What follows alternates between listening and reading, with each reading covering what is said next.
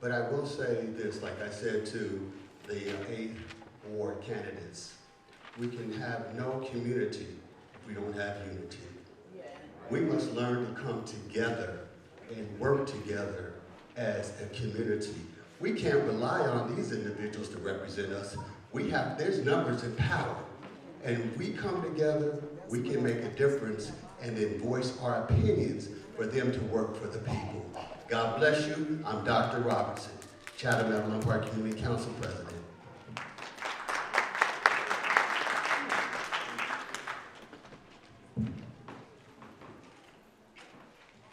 Good afternoon, everyone. I'm Darlene Tribute, President of Park Manor Neighbors Community Council. We're the oldest community organization, technically African-American community organization in the history of the city of Chicago.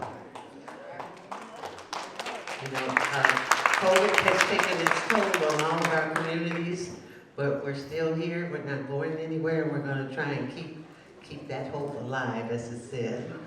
On that note, we want to welcome all of you for the Candidates Forum. Park Manor is from 66th along the Skyway to Marquette, all the way to 79th Street, State Street to Cottage Grove. And we meet on the first Monday of every month, unless a holiday's on that Monday. Then we revert it back. So we might overlap with other communities, but we're all here for the same goal, to serve our communities and have a better lifestyle than what we've had the last several years. It's been in transition for a while, and now we're ready to keep going forward with transition and change and keep it for our community, for our residents, our taxpayers, our citizens, and have a better place and safe place for us to live. Thank you so much for coming out today.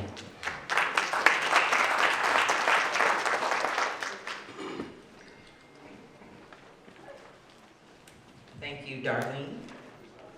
My name is Deborah Foster Bonner. I'm the president of Reunite Chatham, and we're the little engine that could. We're the youngest organization in the area. We work with anybody. We work on problems. So you come to us with an issue, we're going to deal with the issue.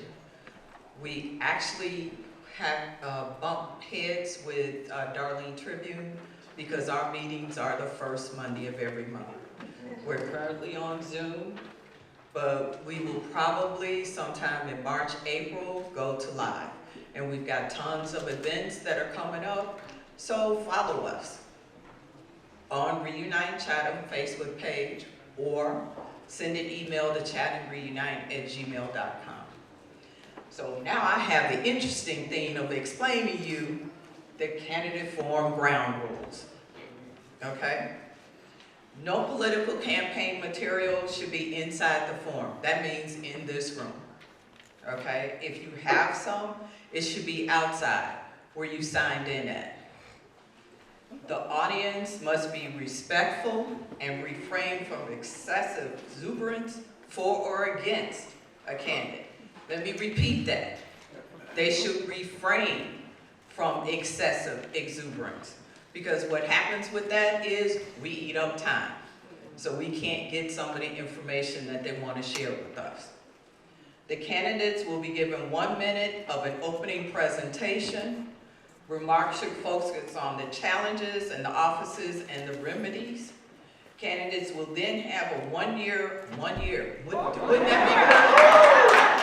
That's what happens when you deal with little people.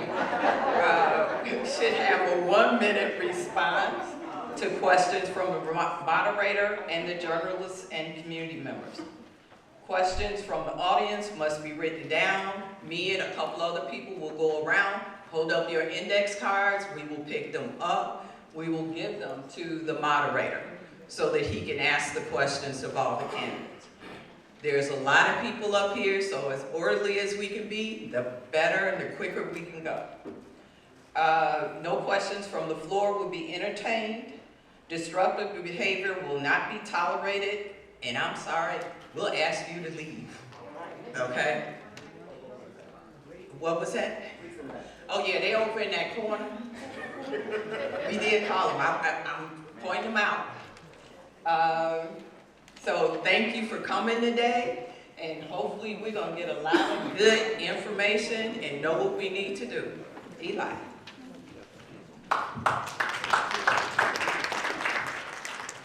Good morning, everyone. Well, good afternoon now. Thank you all for coming. It's been a long day already. I want to definitely thank each and one of you. I want to thank our partners as Chatham Avalon Park Community Council, Park Manor Neighbors, Community Organization, Reunite Chatham. I am Eli Washington with the Chesterfield Community Council, and I want to welcome each and every one of you to the Chesterfield community. Chesterfield is from 87th to 91st, from State Street to Dolphin. So you're in the Chesterfield community. I want to welcome you here. We meet the third Tuesday of the month. Right now we're doing Zoom. Starting in the month of May, we'll have our first meeting in person of the year at the Discover Center. So everyone is welcome to attend. Also in the month of April, we're going to have our annual Home Expo. We all will be getting information about that as well. So I want to thank you all for coming. So now it's my distinct pleasure. Let me get one of the housekeeping rules. In the back, there are absentee voter information. Most of you will go to church tomorrow. You know of a sick and shut-in or somebody in your block who needs to vote absentee. Please get one of them and give it to them. Make sure that we have good numbers. Because let's be honest, our numbers have been dismal. Dismal. The last mayoral election, only 40% of the registered voters came out. Only 40%. And of that 40%, Mayor Lightfoot got a majority of that. So there's a whole lot of people that did not come out and vote at all. So we don't want that this time. Also, on next Saturday, Chicago State University will have a basketball game, which is absolutely free. We need to support Chicago State. Bruce Ronder decimated that school. So we need to do everything we can to bring that school up to par, to make it a stellar institution just like the University of Chicago, University of Illinois is. We need to help and support Chicago State University. All right. What time? 2 o'clock. Thanks. 2 o'clock. There's flyers in the entrance. Now it's my distinct pleasure to bring up our moderator for the afternoon session of the 6th Ward, Mr. Jermont Terry. He joined the CBS 2 Chicago team in October of 2019. He was born and raised on the South Side. He's happy to return to report on the community after 18 years of uncovering stories across the country. He has worked in Detroit. He's worked in Milwaukee. He is a graduate of the University of Illinois, Go Illini. He's a member of the Chicago Association of Black Journalists. Throughout his career, he's received numerous awards, including the Associated Press Awards for Best Enterprise and Best Investigative Story.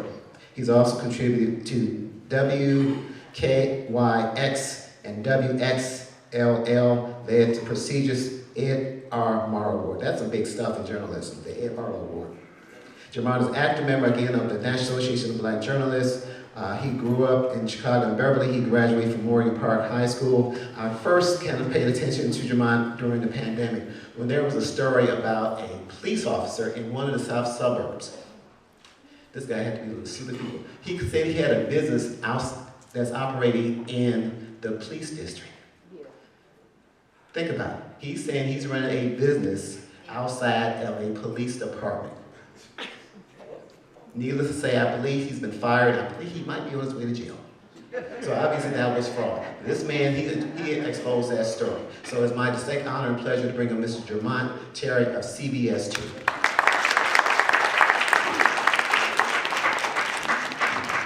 Thank you. Good afternoon, everyone. We just wrapped up the first forum and we had 3 candidates. You can see that we have a full house here today. So we're gonna make sure that we can get swiftly through some of the questions, realizing I want every candidate to realize that for the sake of time, there may be a question that you cannot get to, but we're gonna try to get everyone involved, okay? So as you know the rule, we have 1 minute. We do have a timekeeper, and because we have so many candidates, I will keep swiftly to that time so we can get some of the questions. Again, we want to make sure that we get the community's involvement in this as well. So all you have to do at some point, just like in church, instead of putting your one finger up, just hold your index card up. Someone will come by and they'll slip me those questions, and I will most definitely filter those to the candidates. So we're going to start, and I'm going to switch some things around. I'm going to stand in this corner. So I want to start by talking about the 6th Ward, okay? As you can see, we have a large field of candidates that is trying to replace what is a 3-term alderman, Roderick Sawyer, who is giving up his seat to run for mayor. Now, we know he's also trying to follow into his father's footsteps, correct, Mr. Eugene Sawyer. The 6th Ward includes Inglewood and the Chatham districts. As you can see from the amount of people in this room, this is a community that truly wants to elect the right person for this position. Little footnote, we are streaming right now on CBS News Chicago, our digital streaming network. So if you have someone that could not make it here today, you can text them, let them know that they can watch this forum live as it is happening on CBS News Chicago right now. I'm going to start to my far right, and I'm going to have each candidate start with a brief introduction, 45 seconds or less, who you are and why you're running. Starting to my far right. Mike is right there, sir. Good afternoon, everybody. My name is Tavares Briggs. I'm running for the 6th Ward. Very passionate about my community. Let me start off by saying I am a father. I am a husband. When all these people leave out of here, I'm still accountable to them. Very passionate about my community, serving a local school council. Professionally, I am a developer. Some people may say, what's a developer? I work in education, but I develop young people. I work with young people every single day of my life. That's what I'm passionate about. I'm very passionate about working with families, working with, as I call it, in the trenches of what the ills that we see in this city. Also, I would like everyone to know that if we continue to do the same things, we're going to get the same thing. Thank you. Thank you. Hello everyone, my name is Kirby Bergens. I am a 7th and 8th grade science teacher. I want to start off by thanking you guys for coming out to listen to us today. I also want to thank our host, this beautiful church, and its members for giving us this space, and our host for hosting this event. So why did I want to run? I believe that right now our government should not just provide an equal access to resources that not just our community, but not just the people in this community right now, but our future. They need a thriving infrastructure. They need safer streets. They need communities and people that care. And so that's the reason why I'm running. I see housing affordability as a human right. That's the reason why I'm running. So thank you very much for coming out. Good afternoon. My name is Dr. Barbara Bunville. And the reason why I'm running for alderperson for the 6th Ward is because I have the heart for service. I have been doing public service since I was 10 here. I grew up in the 6th Ward on the Inglewood side. So I've been doing public service since I was 10 years old. Also, I am a police officer for the last 23 years. I am a therapist also. I've been doing that for the last 10 years, and I am a crisis worker. So it is important that we take our community back, have the 6th Ward as a mecca. We need to have pride in the 6th Ward, and I'm here and willing to serve you. Good afternoon, everyone. My name is Richard Brutus. I'm a Desert Storm veteran, retired Chicago police officer, businessman, pastor, and a servant. Over the past 20 years, I've been serving this community, not only as a police officer, but as a community leader. President of the Greater Chatham Association for the past 7 years. Also the Executive Director for Gathering Point Community Council. I've worked hard and will continue to work hard to make sure that my community can return back to its glorious days. For the past 12 years, we've seen our community deteriorate from being one of the most prominent communities in the United States for middle-class African Americans to becoming one of the worst cities, worst communities in the city of Chicago. So I'm running so we can restore, re-engage, and recommit ourselves. Thank you. Good afternoon, everyone. My name is William Hall. In 38 years of my life, I've been on the same block. And as a lifelong resident of this ward, now I'm ready to help build upon what we have in this ward. I'm here to help organize our ward. There's no one side versus the other side. We're in this together. And then last but not least, I'm here to bring new ideas, new concepts, so that our now generation, later generation, can get the wisdom from our current elders that built this ward. Thank you all so much. Good afternoon, everyone. My name is Paul Bryson. I am a candidate for 6th Ward Alderman. Many of you know me.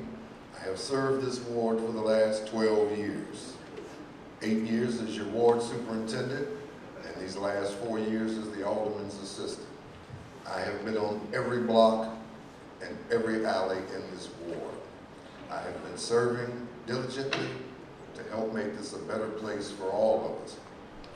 It does take all of us to make this thing work. Many of you know me, I know you, I know this ward. I'm running because I want to take it to the next level. So, thank you very much. Good afternoon. I'm Patrick Brutus. I'm running for alderman, and let me tell you, I'm working really hard to be our next alderman. Let me ask you a question. How many of you here, by show of hands, are raising a young family, own your home, and are trying to make a strong black flame in this ward? How many? Well, I'm just like you. My wife and I live here. We bought our home over 10 years ago. We're making an investment. Our children go to school here. I spend money in this community, and I'm just like you. I'm working really hard to be the alderman. I'm an economic development expert, but we'll get more into that later. I have a vision for this community. Not only Chatham, not only Park Manor, not only West Woodlawn, not only West Chesterfield, not only Auburn Gresham, but Englewood too. We'll get more into that later. I look forward to all the questions. Thank you.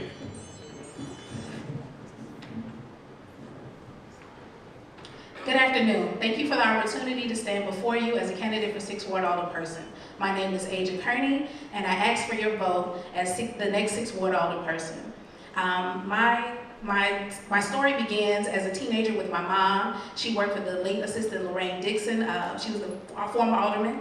And at those moments, I attended meetings with her and had the opportunity for my love for public service to grow.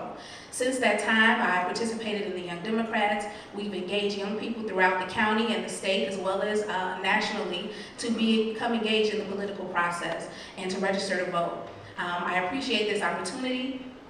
I've also worked in city government as an intern. I've worked for the state as well as the county, so my experience in mine is vast. I thank you again for this opportunity. I hope that I can have your vote, and I would like to encourage you to stand in line, punch 59. Time. Thank you so much. And I will make it worth your time. That was nice. Share. Good afternoon. I am attorney Kimberly Egoin.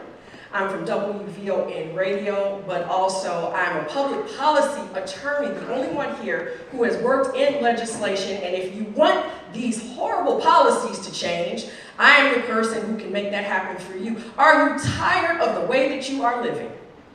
Are you tired of the way that you are living?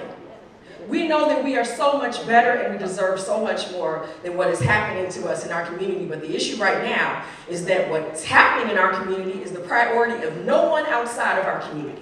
We need a voice. We need a competent voice. Someone who we know and someone who can actually get the job done. I will stand with you. I will fight for you if you remember to punch 62.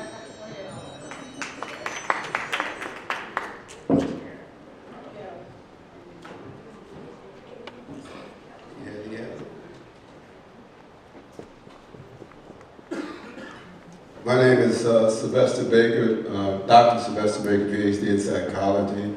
I'm running for public office because public service is in my blood. My father was a retired Master Sergeant in the United States Army, 24 years. I began my career in politics in 1976 when Metcalf broke away from the Democratic Party.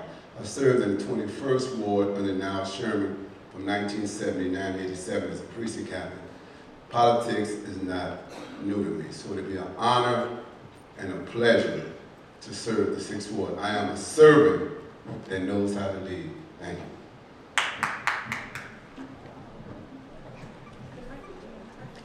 Good afternoon. My name is Sharon Pincham, and I want to be your next Alderwoman. I have the experience in working with individuals and trying to resolve issues and get problems done. I have 20 years of experience in managing a statewide program for people with disabilities, providing home health care.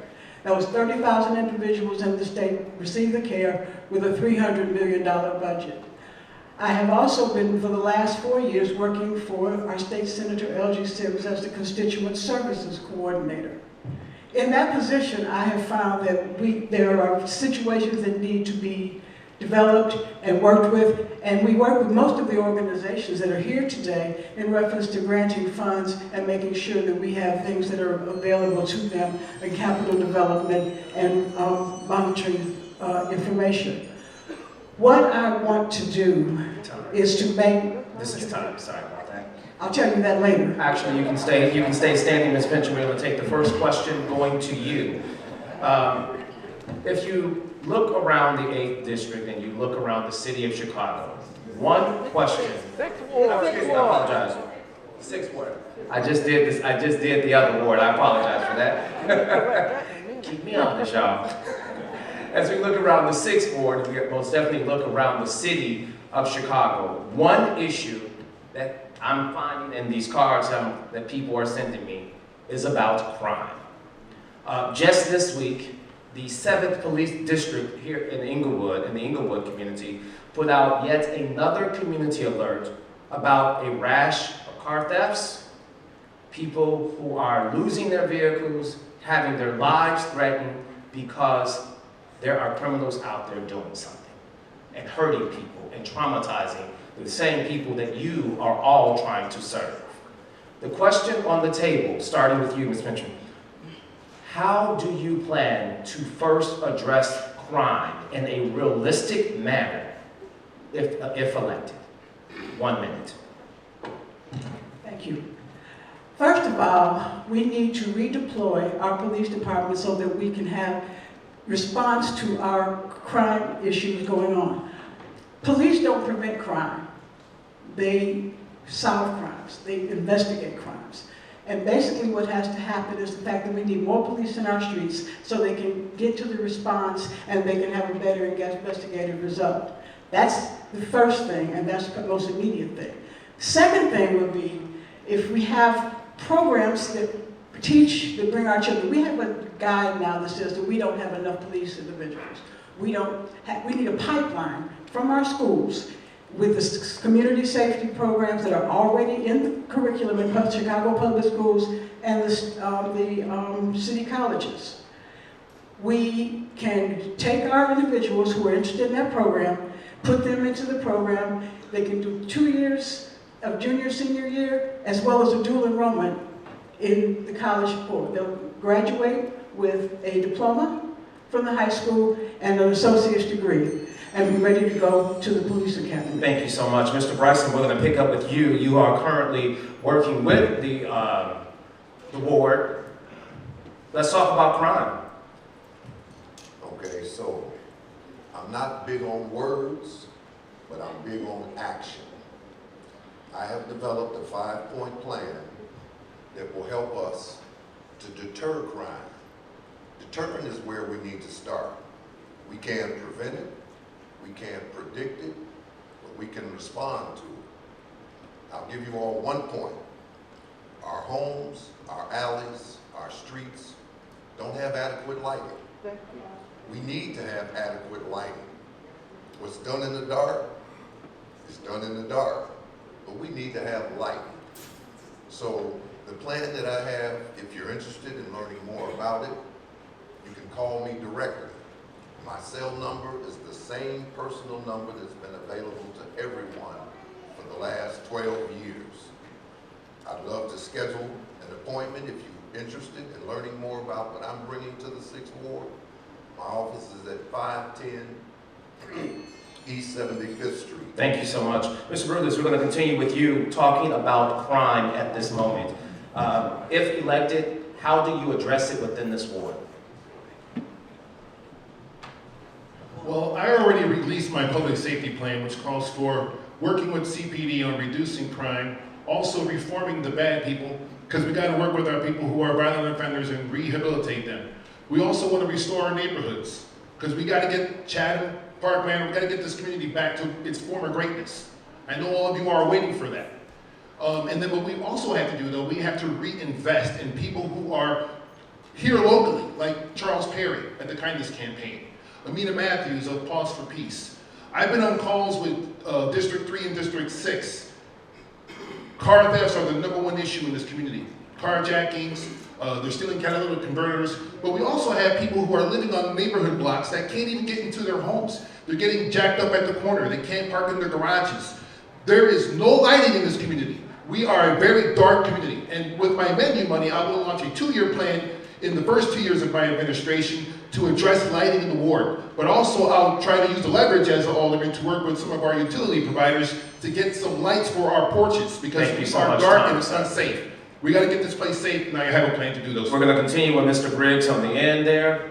We are looking for realistic solutions to crime. Briggs. I don't think there's anyone on this panel that's more concerned with crime than me. I have a niece that gets on the bus every day, goes to Gwendolyn Brooks, takes that bus on King Drive. I have a daughter that's 12 that just want to walk the streets. And I think we have to address safety, public safety, by looking at the root causes. You know, at the end of the day, we're looking at solutions. We have to look at the root causes. I propose that we invest in our young people. You know, we have to invest in the people when we have them. We have them in the classrooms. We have them in that space. We have to give them the resources that they need. At the end of the day, if you don't give them anything that they need, then we're going to continue to see the things that we see. You know, realistically, I say I would like to propose ordinances that increases the penalty for committing crimes against young people and our seniors.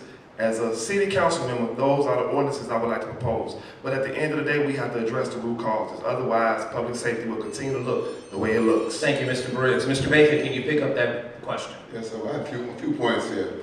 First of all, identify and meet with the street organization leadership, these young guys, and they 10 and 12 member mobs. We identify them and we'll meet with them.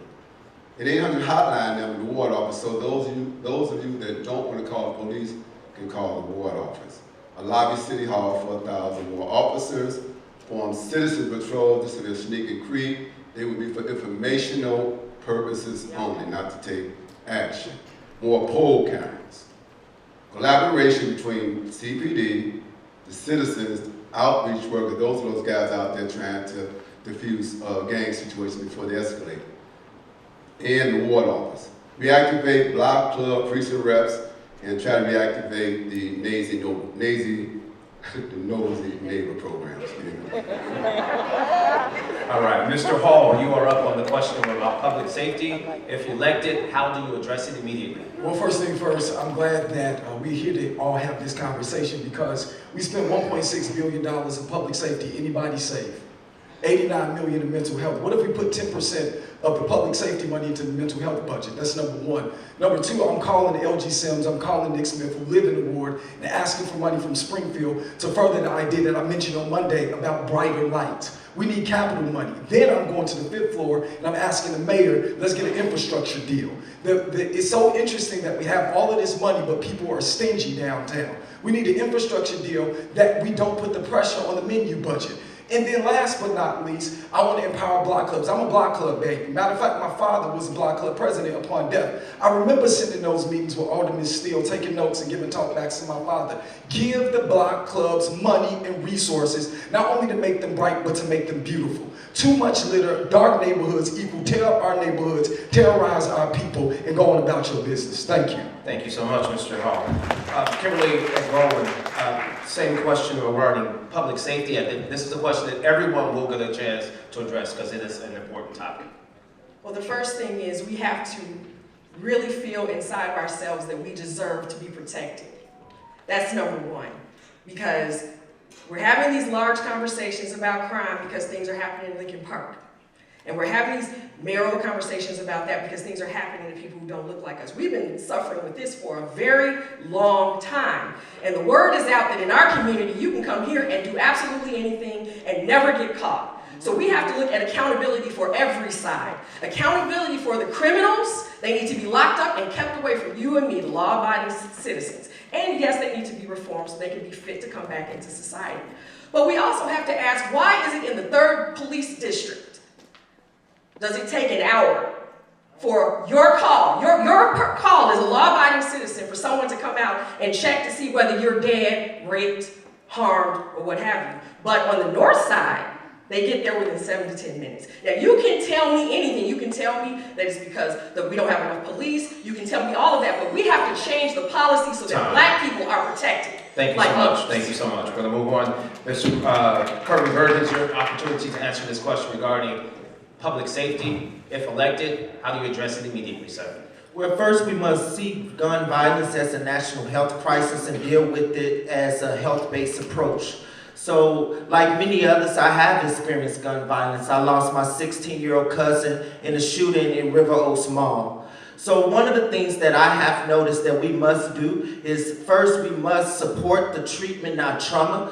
What this does is it dispatch a health medical worker when anytime that we're dealing with any mental health calls. We also must hire more detectives. Right now, Chicago only have 140 homicide detectives, like a city like New York have 4,500 homicide detectives. We also must give incentives to business that hire formerly incarcerated individuals. This is what we're seeing to stop a cycle of inmates going in and out of jail. We also must invest in education. We see that 70% of the inmates cannot read on a 4th grade level. So we must invest in education. Another thing is bridging a gap between police and community to end the code of silence. Ms. Kearney, that question regarding crime, public safety, first elected, what will you do? So I come from a background of grassroots organizing under the late John H. Stroger Jr. and the late Dr. Leon Finney Jr. And for me, it starts first with, it's a partnership between everyone. The community, our law enforcement, it can't just be one entity. It is all of us working collectively. I would like to work hard to bring block clubs back. Bring back the opportunity for us to look out for one another. On my block, I know my neighbors' phone numbers. I know their names. I look out for my seniors. I rake his leaves in the fall. I shovel his snow in the wintertime. His family has my contact number. If anything is ever going on with him, they can reach out to me. I can call. I've had cars coming to my block from police chases, and those criminals running through my backyard and hiding. I called my next door neighbor. I had him come over and assess and make sure that I was taken care of. We need to start in our communities. We need to bring the police to our block clubs, to our blocks, and have a real conversation on what we can do to make sure that the responses are more timely, to make sure that we are doing everything that we can to make our community safe. Thank you. Barbara Bunville, that question regarding crime. Now, being a former police officer, because I still work for the police department, I actually work in the ATC room. It's called Air Technology Center. And last year, they gave out some ring cameras. And a lot of people do not want to get involved because of fear of retaliation. You don't have to do that now. You can actually allow the police, you allow them at that moment to go into the ring camera and pull the video footage that is happening right now. Also, we need to have buyback gun, the program. I know it works for most of the community. People have guns in their homes they want to get rid of. They don't want to get caught by the police saying, this is not my gun. You bring it in, no questions asked whatsoever. We need to make the sellers of the guns have gun locks. So if somebody gets the gun, the gun is locked and safe. It's just not out there in the street for people to pick it up and use it as a crime. Thank you so much. Mr. Wooten, question regarding crime, public safety, first elected, what do you do, sir? Well, you know, when I was the beat liaison officer for the 6th District, one of my facilitators by the name of Mr. Smith, he was the facilitator for beat 624. And he used to always say, ain't nobody gonna save us but us. And what he meant by that is that we have to begin to start strategizing within our own community to start making sure that we can save our own community. Some of the things that, the first thing that I would actually establish is to establish a good positive relationship with the commanders of the districts that we're serving, that's serving us. So we can restore accountability between police and community and how we work together to solve and be more proactive to reducing crime in our ward. I will then also demand that we actually extend foot patrol and bike patrol in our communities. In addition to initiating a new program called the Drone Patrol. Drones are being used all over the United States right now. Drones can get into our communities. And it would also assist police officers being able to actually identify things. Thank you, Mr. That's my time. The next question is going to start from Ms. Bunville. We're going to talk, since we're talking about crime, and we also have to acknowledge our youth. There are many who are questioning whether or not there are proper youth programs to deter our youth from getting involved in crime, and specifically in the educational aspect. What is your plan to address youth involvement in educational uplifting? Well, I do have an educational background. I worked in CPS as well as the charter schools. I've also worked with a literacy program on the south suburbs. So if we can bring a literacy program here, because the public school has taken out the libraries. So that is a deficiency for our youth. Some of them do not know how to read at grade level. And if you don't have them reading at grade level, they can't fill out the application. They don't know how to, they don't know how to go about communicating with people on a respectful level. They have no conflict resolutions whatsoever. So if we had a program that encompassed all of that, that would eliminate some of the crime for our youth and have some place to go. We need a boys and girls club over here like they have on the west side, so they can have somewhere to go and have fun. All right, Mr. Brutus, we're going to pick up that same question for you, talking about youth involvement in the community sector. Excuse me. Thank you. Patrick Brutus. Listen, so this is a great question. I've been around young people my entire life. I'm currently a youth director at my church where I go to church in this ward. I've done with, youth programs forever. But 9 of 19, we have 19 CPS schools in this community, in this ward. 9 are failing.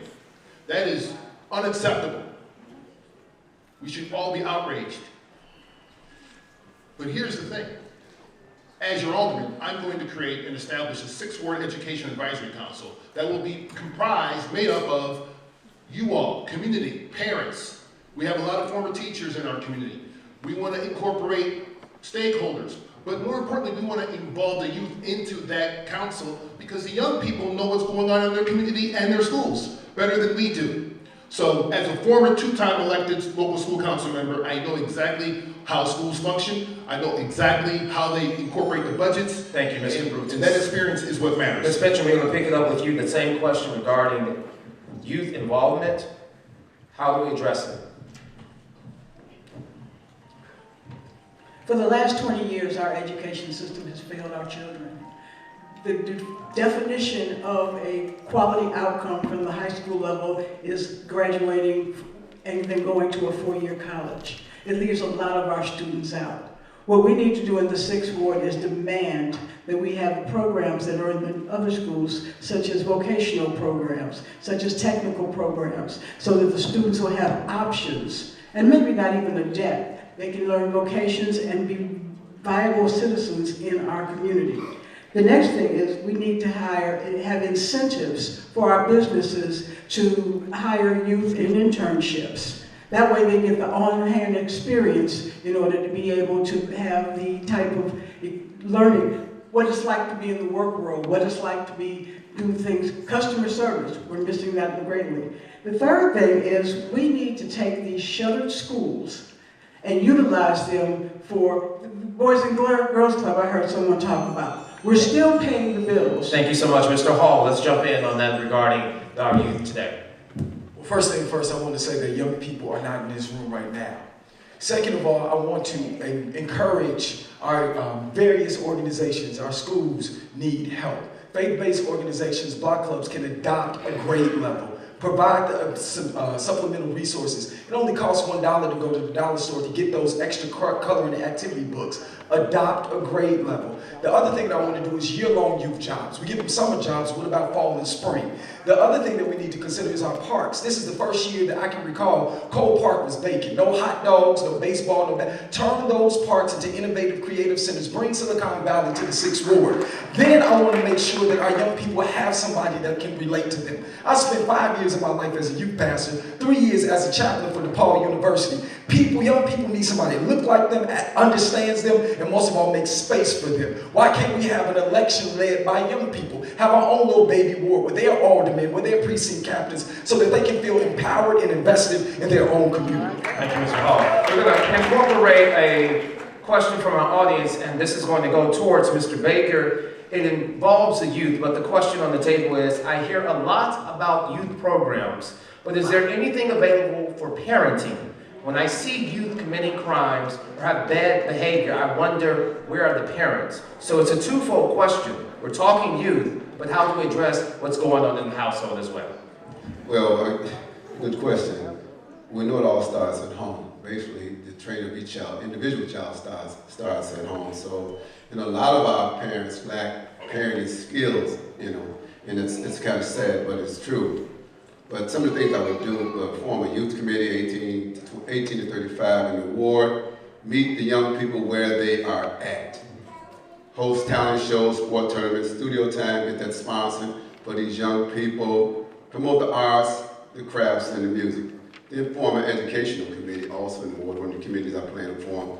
Identify scholarships, host motivational assemblies where you have those individuals come in that are admired and respected by the young people, and get them to say something positive to them and lead them to the right direction. Partnership with the high schools in the ward, promote civics in high schools so we know who our state rep and our state senator is, promote return of trade programs. I came up, Dunbar had beauty college and stuff like that, barber college. Thank you, Mr. Baker. Mr. Briggs, let's jump in here regarding youth and also parenting involvement, sir.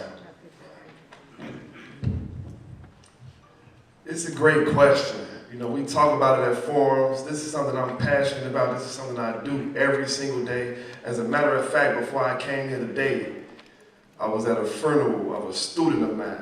It's nothing that I take lightly. At the end of the day, right now, Chicago Public Schools has invested $16,000 on average to educate a student when we incarcerate a person at $44,000 a year. It's not equal. We have to invest in it. At the end of the day, we have to invest. We know the demographics. We know the numbers. We know the percentage of parents that come to our schools that are low income. We know the percentage of parents in our schools that are single family homes. It's great to talk about during election time, during this season, but every single day we understand that our families and our students need much more investment than they're getting. And there's nothing being done at the end of the day. We got gatekeepers, we got elected officials, we got all these people that come and they smile and it looks great, but at the end of the day, nothing is being done. Who's gonna do something when this is over with? Thank you so much, Mr. Briggs. We're gonna move on to the next question, going first to Mr. Bryson. Let's talk about development. When we look at the 6th Ward and we look at what's going on in our community, we see that we need to get our corridors back on track. What is the plan? How do you see us doing that here in the 6th Ward, sir? If you don't mind, education, our youth, is extremely important to me. And can I just... You can be the last one to comment on that one. Yes. Okay. So I have a desire, and I'll first tell you all, I've raised 4 children in the 6th Ward. A gentleman told me many years ago, my oldest is 39, my youngest is 29. I've kept all of my kids in this ward close to my hip. And I thank God they're all still here. The gentleman told me, man, with 3 sons, you're gonna lose 1 to drugs, 1 to the grave. You're gonna lose 1 of them, which made me even more determined to raise my kids. So it starts at home. What I desire to do is establish a trade training center in our ward. I've identified a site. The gentleman has bought one of our closed schools that is very large, that would yield plenty of program space for our youth. School ain't for everybody, but... Thank you, that is time, sir. All right, we're going to move on to that same question. We're going to pick it up with Kimberly at Going. I apologize, at Going. That question is about economic development and specifically the corridors. How do we get our businesses bustling again? There are many things that can happen through the alderman's office and through city council if we have leadership and we have the right voice there pushing for our community. First of all, the corridors look terrible. That's something that our ward needs to work on. You can't see when you walk down the street. Who would want to bring a business in there and it's scary? People are terrified to walk to the businesses. Then there's the idea about the variety of businesses. If you walk from your nice, pristine block, where are you walking up to 79 to get? Hamburgers, fish, chicken. I mean, that's nice. We like all that. We need some grocery stores. We need some healthy items. We also have to stop telling ourselves that we have to choose between one thing or the other. We can't have a Discover Center if we have a Target. Go to where I work. They got 6 of everything. And people, we spend our money. You spend your money, you eat. You do all of these things. Why not do it in our neighborhood? We need to talk to local developers. We need to talk to the businesses who are here. We need some chambers of commerce. I don't even think we have any chambers of commerce on these. That is time. Ms. Kearney, let's pick that same question up. I think that we should focus on making our community or showing our community, showing the vibrance of our community, showing what we have to offer. We have great businesses here. We have great small businesses here. We have a rich history in this community. This should be a tourist attraction in the city of Chicago, especially for African Americans to come and visit. That is economic opportunity. That is bringing money into our community to help it grow. That is drawing businesses to our community because we will be a place where people will want to visit. Working with businesses that are in the community, we have a lot of food deserts within the community. We have stores that don't provide the needs that we need as a community. They price gouge us, they take advantage of us, our money, they don't provide us quality items, and that is a problem. We should be able to go to our neighborhood stores to be able to get what we need in these times.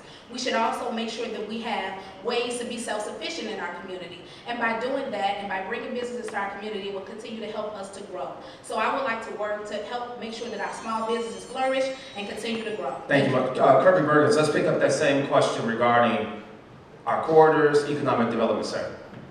My plan as your next alderman is to make sure that you are shopping locally. That everything that you need, if you need to go out and forget your stockings, that you can go straight to the corner store and pick them up. If your kid told you that at the last minute that they got a science project, you can go to the store at the last minute and buy everything that you need. So what my plan is creating jobs and working with individuals, companies, and keeping union jobs afloat. Also, Chicago needs its own Green New Deal. This will help tackle environmental equities and also create jobs. We just saw that they're expanding 95th, but what are they expanding it to? I believe that there is a spot for the South Suburban Cargo Airport. They already have a spot. Only thing it needs is the mayor's signature. Also, we need to limit tax breaks for these landlords receiving taxes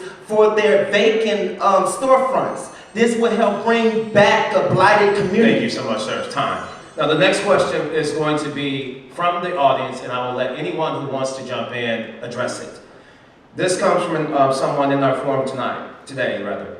We are from 83rd and Lafayette to Vincennes, and we are new to your ward. We have been mapped into the 6th ward from the 21st ward.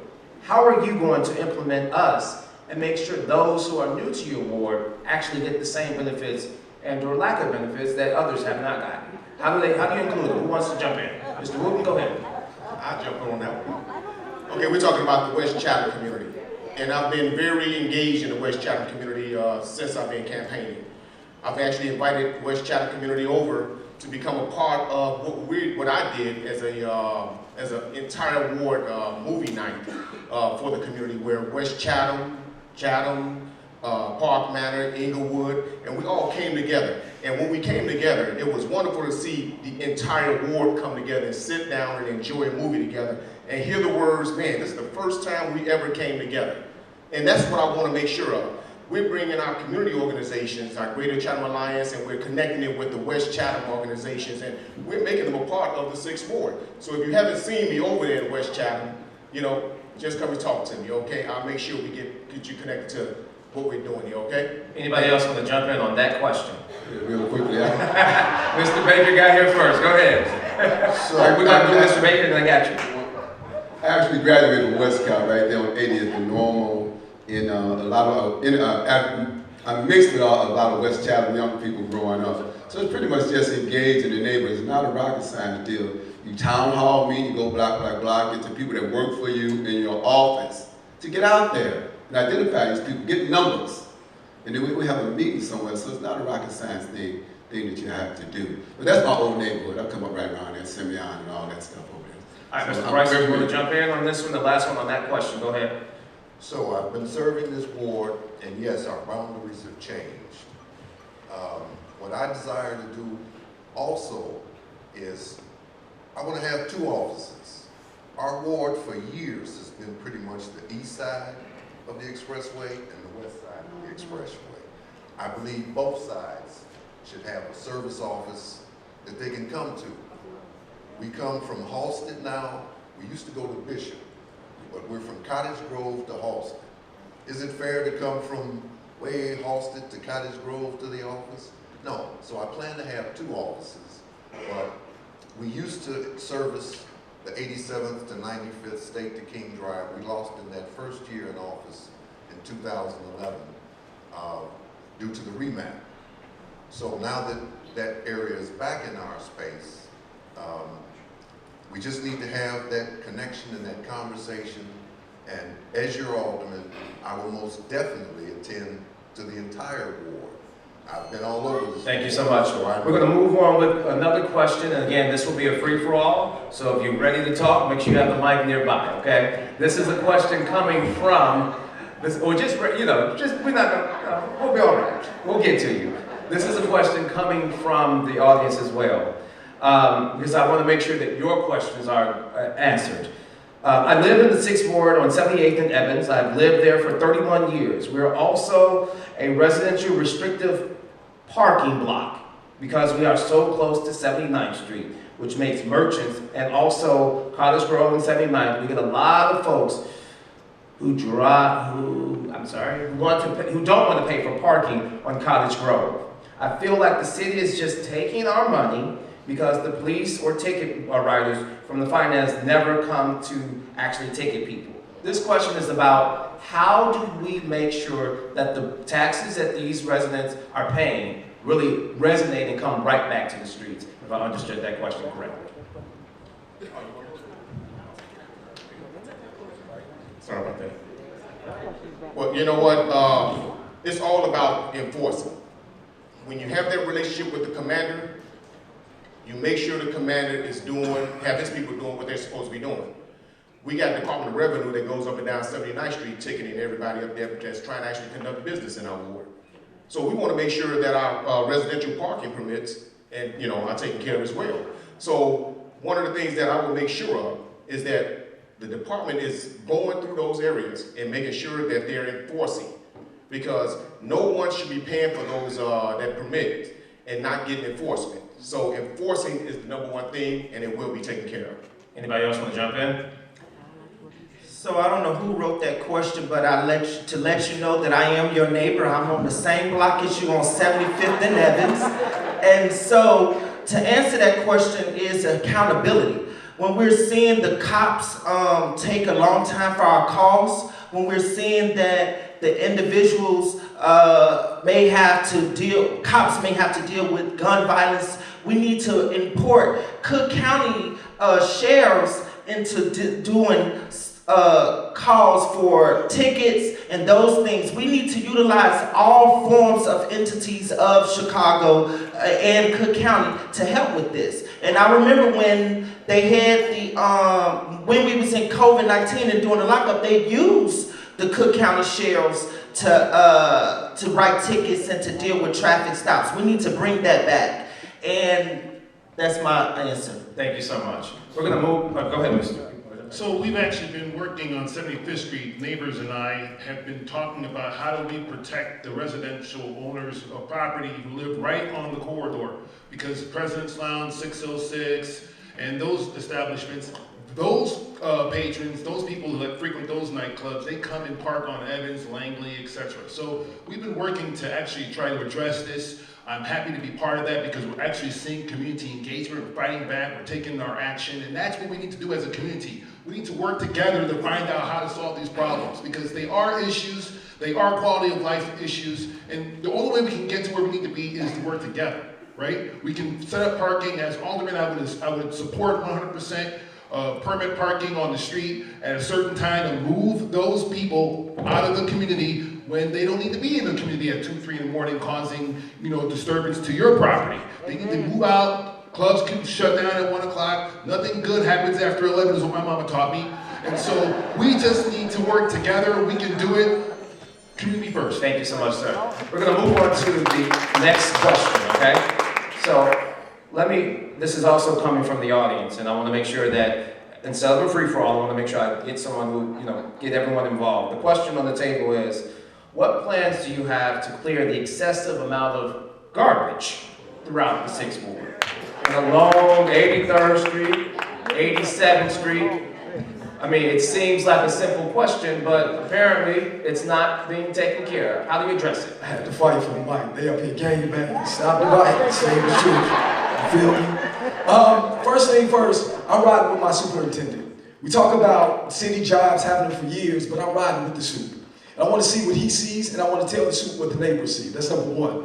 Number two, all of these items that we see give the kids a job. They get out of school, go work, go pick up the litter. Third of all, go back to the years in which neighborhoods had grants from the mayor's office to make their blocks beautiful. Beautify the blocks with grant. Last but not least, make it visible a fine if you litter. People don't have a consciousness to not litter. And then let's add more garbage cans on the main corridors. Where are the garbage cans? When you go downtown, every other halfway through the block, there's a garbage can. We need garbage cans of all colors. And matter of fact, let's use grant money to beautify them so that people understand that this is an opportunity to make your neighborhood beautiful and a beautiful deposit. Anybody else want to jump in on this topic real quick? Yeah, hey, Patrick Brutus. Take it, go ahead. 45 seconds, sir. Listen, so we keep talking about all this stuff, like grants and all this stuff, but does anybody know how to get the money? Yes. Exactly. So here's what we gotta do.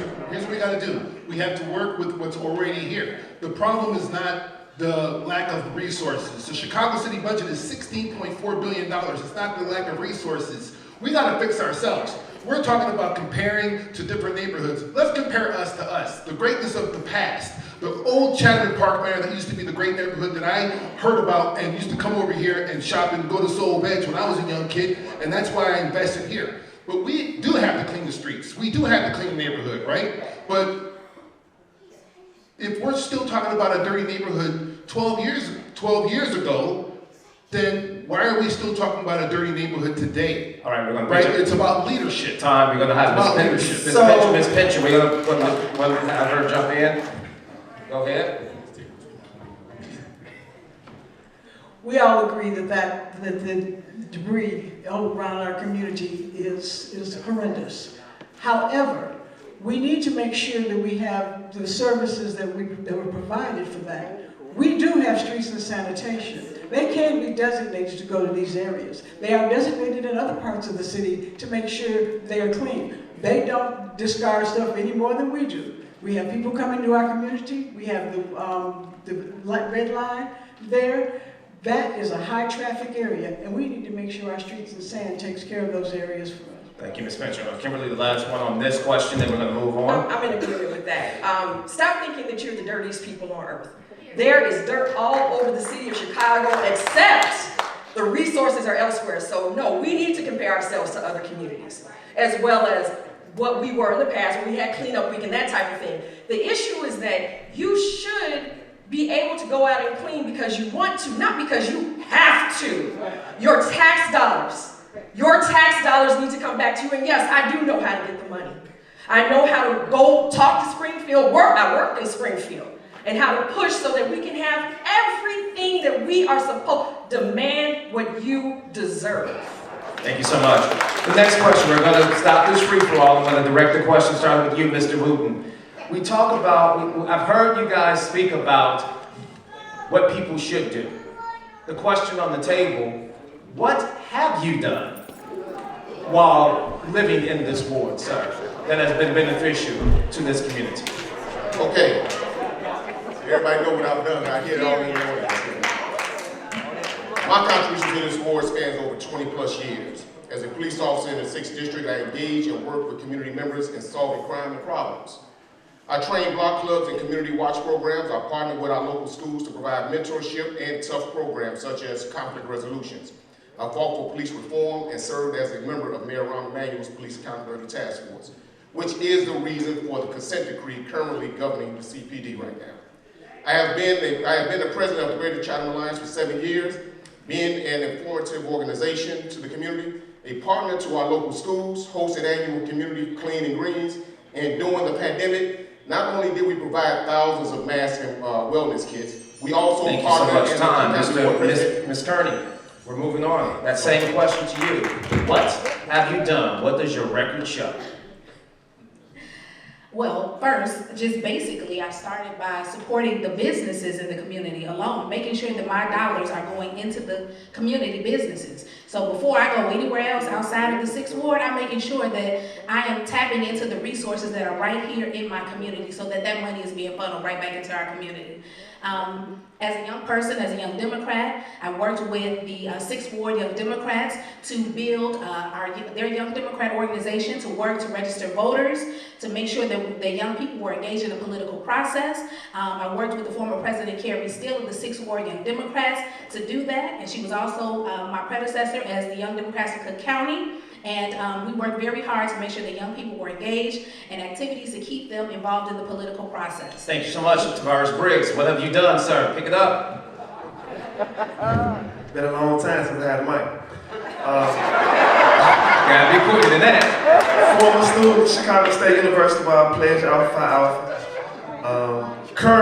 Currently, Ruggles Elementary School, 78th and Prairie. I serve as a community representative. We fought to bring that school up to where it's at today. It just became a STEAM school. A year ago, we were awarded with a STEAM grant, $3 million. We are teaching our young people science, math, technology, engineering, arts, robotics. You know, these are things. I'm a homeowner. I purchased a home in the ward. Believe me, that's a big deal. So these are things. I'm a coach. I'm a mentor. I serve with the Urban League Metro Board as the fundraising committee chairman. Thank you so much, Mr. Patrick Brutus. What have you done, sir? What is your record? You talk fast. Come on, boy. So currently I'm the planner from the city of Chicago for Auburn, Gresham, Englewood, and right here in Chatham 6th Ward. So I work for you right now. I work for you still. However this turns out, I will still be working for you. And I'm excited about what we've been able to see happen on 75th Street. We've got businesses that are coming. We've got development that's coming. We got James Doherty, a local guy who's going to be developing 75th and King. I'm excited about that. We have Charlotte and Shakar Stanton, who are here today. They're redeveloping 75th and St. Lawrence. We also have Detoy James from Chatham, who's going to be developing a whole block between St. Lawrence and Road on 75th Street. I'm excited about what's happening as a result of a lot of my effort at City Hall on 79th Street, 87th Street, Cottage Grove, 71st Street, maybe even 69th Street, but also not lastly, certainly State Street. I'm excited about the future. I'm working for you right now. Other than that, I've been a member of Park Manners Neighborhood Association. Barbara Bunville, what is your record? There you go.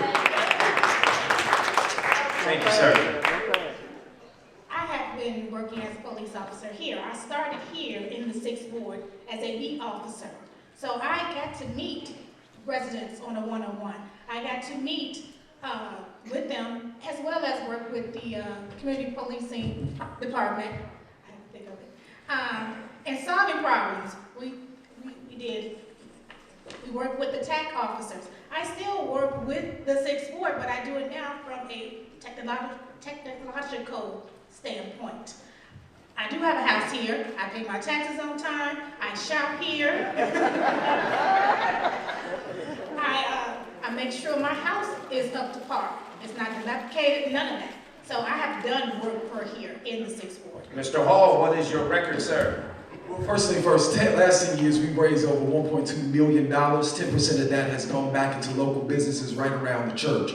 Secondly, when we were in distress, when the riots were happening in Chicago, I organized a 200 pharmacy to make sure that every senior had an opportunity to get their medicine because 75th Street was closed down, that Walgreens. Thirdly, I've adopted schools for the last 10 years in the spirit of my father, who's an educator. We didn't have to go to CPS. We went to the principal and got the assessment as what the students need. Then in addition to that, I worked closely with my block club. My father was the president, so there's only so much I could do because I was still his son. But last but not least, I work closely, very, very closely, with bringing other partnerships from other parts of the country to the 6th Ward, not as a secretary, but as a strategist. Thank you so much, Mr. Kirby Burgess. What is your record, sir?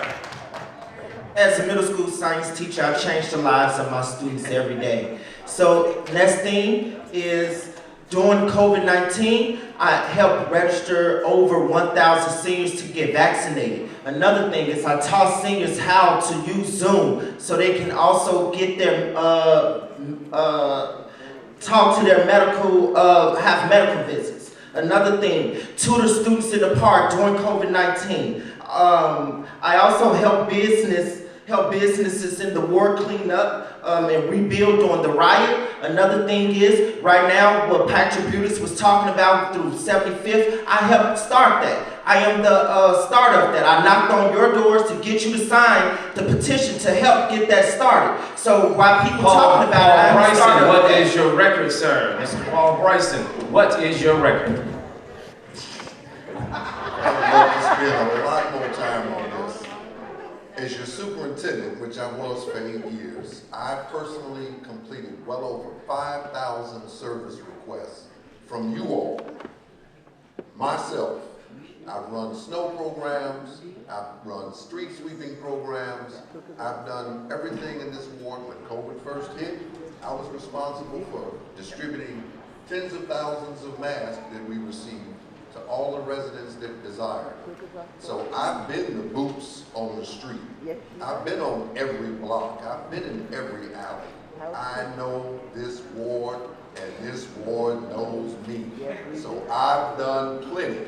I'm not talking about cleaning up my house, but I do that too. But I'm gonna tell you, as far as service to this ward, I have given 12 years of my life serving this ward. Thank you so much, sir. I want to make sure that I did get everyone on the record. Okay, sorry. Mr. Baker, what is your record, sir? All right, Paul's telling the truth. I had this number. Yes, tell the truth. In the area of safety, I was security on my block.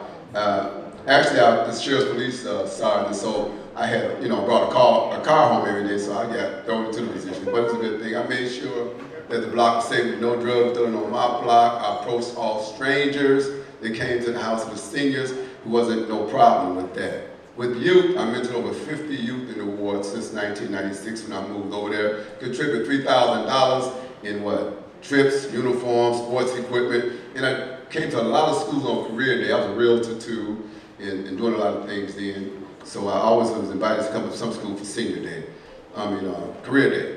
And with the seniors. Thank you so much for the second time, Ms. Pincham. What is your record, ma'am?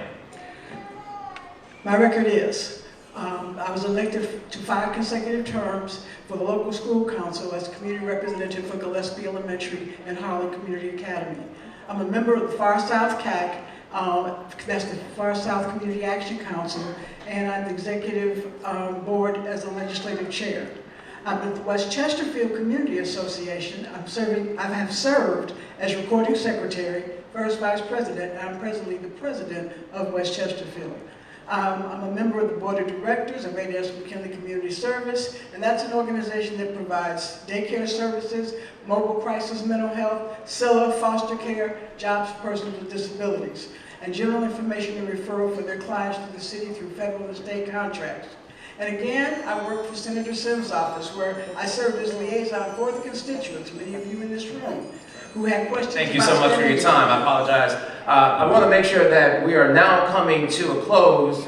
Oh, did you get your, okay, you didn't get on the record. I apologize. Kimberly, what is your record? Apologize for that.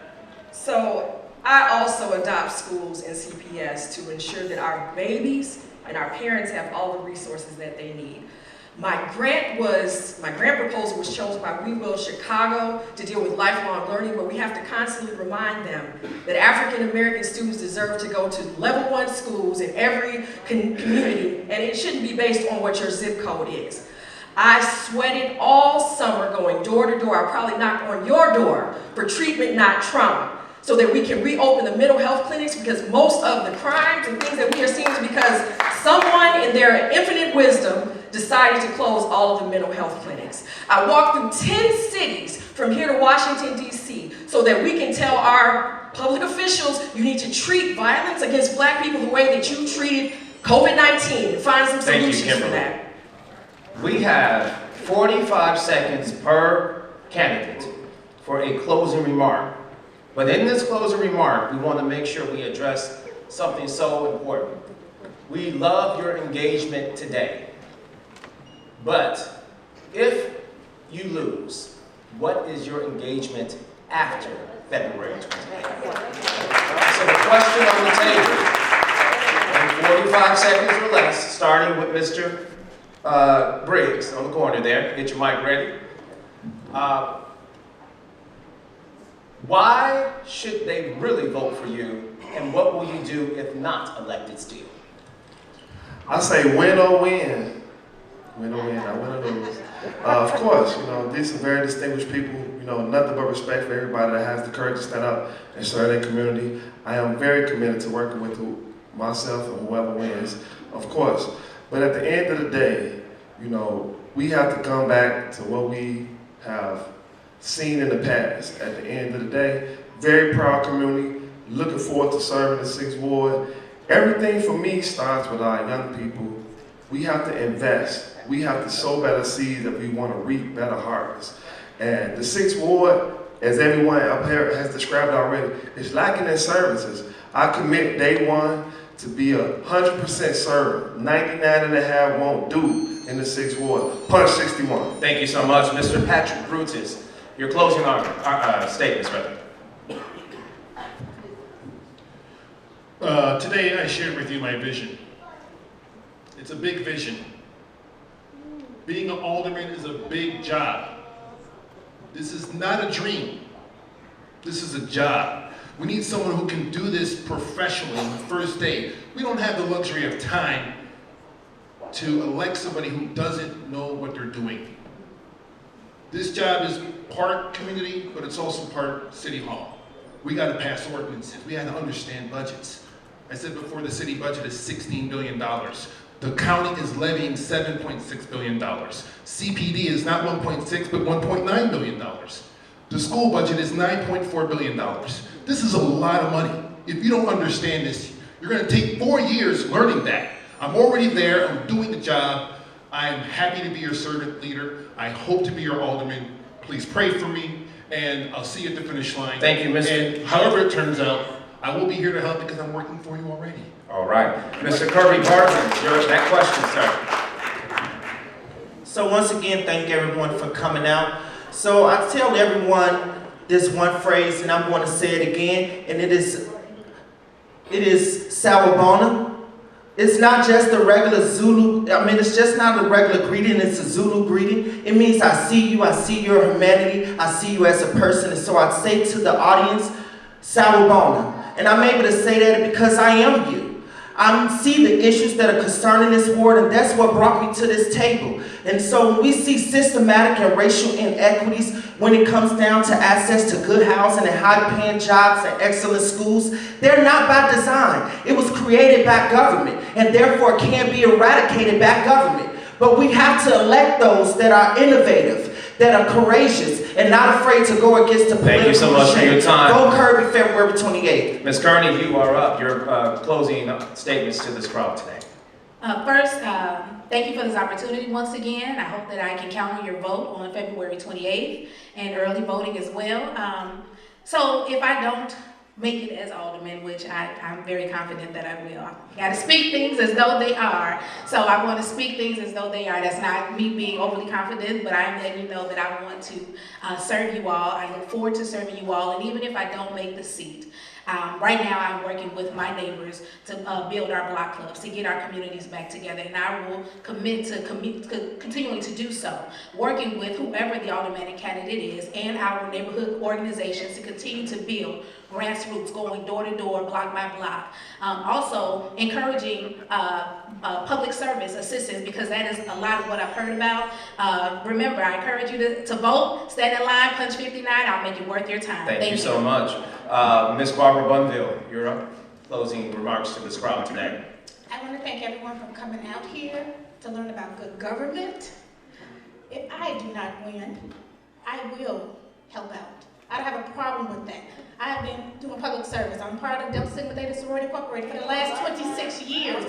I have been doing it for 26 years. I'm a police officer 23 years. So my dedication is not wavered. I will, whatever I decide, put my mind to do, I will do. So me working for you all,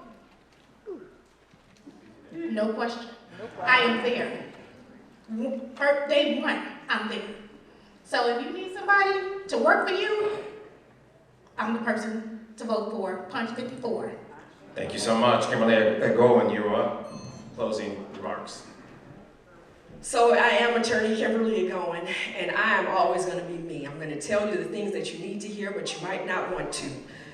I'm going to speak truth to power. I'm going to be unbought and unbossed and unbeholden to anybody but the residents in my ward. I'm going to continue to ask the elected officials and demand, why are things the same for us living in our community as other people? And I'm going to demand an actual answer. Put a legislator in this position. Put someone who has worked in the legislative areas and in those arenas and in city council who knows exactly how to do this job. I am standing with you. I am fighting for you. You need to do what you need to do and punch 62. Thank you so much, Mr. Richard Wooten. Okay, so you've heard my story, you know my experience. I've given much time, resources, and I've committed myself for over 20 plus years. I am truly committed.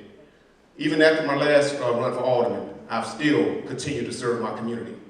There's no running. So what I want you to do, you know what to do. Punch 52. Thank you so much. Mr. Baker. My early childhood, I came up in the 3rd Ward. I lived in 7th and 9th, 17th, 21st, and 34th. I moved into 6th Ward in 1996. I wanted to move to Chapel, for real talk. I wanted to buy a Chapel. I settled for Park Manor, and I love it. Settle for Park Manor. I love Park Manor. But actually, you know, let's be honest here. I wanted to live in Chapel. I wanted to cross 79th Street, and I'm just stick with that. I wanted to move in Chapel, and I settled in Park Manor, but not like it was less. I ain't moved away. I'm there. My time's going. But anyway, it's going to be an honor and a pleasure to serve the 6th Ward. So for a safer, more vibrant, and cleaner 6th Ward, and then again, if it's God will, it's going to bless one of us, that's who's going to get it. Whoever's going to get it, I'm going to be calling. William 51. Hall. Thank you so much. William Hall, your closing remarks. First of all, I want to say thank you for your attention. 38 years, I've learned a lot. Learned a lot of lessons from others who have done this work. And having traveled the world with Reverend Jackson, I know what it takes to bring a global world back to the 6th Ward. And one of the things that I want to do is make sure that our ward is built for the next generation, the now generation. And over $1.6 billion, we can use some of that to build our ward. And last but not least, I've already been neighborly. I've hosted Patrick Brutus when he did not win for Congress, and I've been kind enough for Wooten when he didn't have a place to go. So I continue to make places, to make partnerships. So on February 28th, let's build something great. Punch 58. God bless you. Thank you, Mr. Hall. I don't know, Mr. Wooten might want to comment on that, right? Hold on. What do you mean when I didn't have no place to go? Grado was in my basement in my church. Oh man, listen, that's a commitment. That was your responsibility. All right, thank you so much, guys. Thank you so much. support the community organization. All right, Mr. Hall, let's keep it clean, sir. Closing remarks with Sharon Pinchon. That was good, y'all, okay? Entertaining at best. I think what our ward needs, and I think what everyone is here to hear today, is what is going to happen, what is my response going to be to you when you have questions and you have needs. That's my forte. That's where I live. That's the street I live on. I've been a volunteer, as you've seen by my resume, but I listen to people. I'm responsive to people, and we sit down and we solve problems. We solve problems together. That's what I want to bring to this ward. I want to bring an opportunity for us to move together in order to get what we need to have. That's not separate. We interact with all the other legislative officials, and we do what we need to do. So if you go to the polls, vote punch 60. Thank you, Ms. Pinchon. I want everyone in this room to look at, I apologize. That's my mistake. That was not intentional, sir. I apologize. You saved the best for last. So I'm going to be very clear and blunt with you. I've been serving this ward for 6 years. I was planning to do something else. But when I saw the candidates that were running, we got doctors, lawyers, teachers. I love it. We need all those professionals. But we need someone that's got experience, that's been serving this ward and knows what this ward needs. And I'm clear with you all, that is me. You all know me, I know you. We don't want to go back to step one. Any of these candidates is back to step one. Who wants to start over? We're moving forward. I know the commissioners, I know all of the department heads. I've been doing this. The Alderman's office is for service to the residents. We have to serve the residents, which is what I've been doing. Everything else will fall into place. Thank you so much, sir. Thank you so much. I want everyone in this room to realize that we have people who are stepping forward to serve you. And I want the candidates to see that there are many, many more questions that we just could not get to in this forum. Audience members, downstairs, you can still have a one-on-one with these individuals and try to get some of your questions addressed. If the candidates are willing to say, people, obviously, this ward is engaged. The most important thing that we can all do is exercise our right to vote, no matter what candidate on the 28th of February.